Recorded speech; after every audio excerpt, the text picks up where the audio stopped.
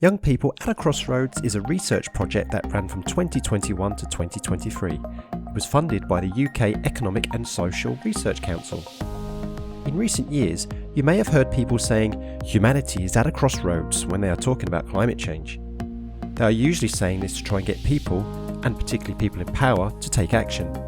We wanted to explore with young people what it feels like to be growing up at such an urgent time. Climate change is already becoming a major driver of global migration. People who migrate across countries have to navigate crossroads of their own, and we wanted to hear about their experiences. The project book shares stories and ideas about climate change education, climate change action, and climate change adaptation. Let's hear from Rebecca, a young researcher from Manchester whose father, Edward, is from Nigeria. From my dad recounting memories of lessons being taught under a tree and learning about being content in life, I was able to see that the key is in learning and passing on lessons about the environment and sustainability. It is important to teach both younger and older generations about the environment and climate change, as well as actively implementing strategies to help the environment.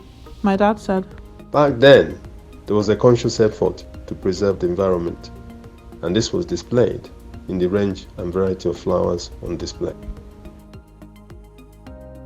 Young researcher Stephen came to Australia from Nairobi, Kenya in 2015 with his parents, Eunice and Robert. When I was interviewing my parents, I was able to learn more about them and their childhood and how the world back then was different from now in terms of the environment and society's views on climate change. Growing up, my mom and her friends used to collect plastic bags and turn them into soccer balls and kick them around. She'd watch the plastic bags drift away into the sky without a trace to be found and never really thought that those plastic bags would ever affect the world. My dad knew the importance of planting trees as well, such as making the surroundings look beautiful and temperature cooling. Harry Priya talked to her mother, who was born in Sri Lanka, later coming to Melbourne, Australia via Zambia. My mum told me that she remembers when back in Sri Lanka, with the vegetable peelings, they were used as manure in the garden. She doesn't remember whether they had a compost bin per se, but she did something to that effect. Let the peelings dry out a little bit, and then that would become manure for the vegetable patch. In Sri Lanka, you couldn't really go and buy artificial fertilizers and manure at that time.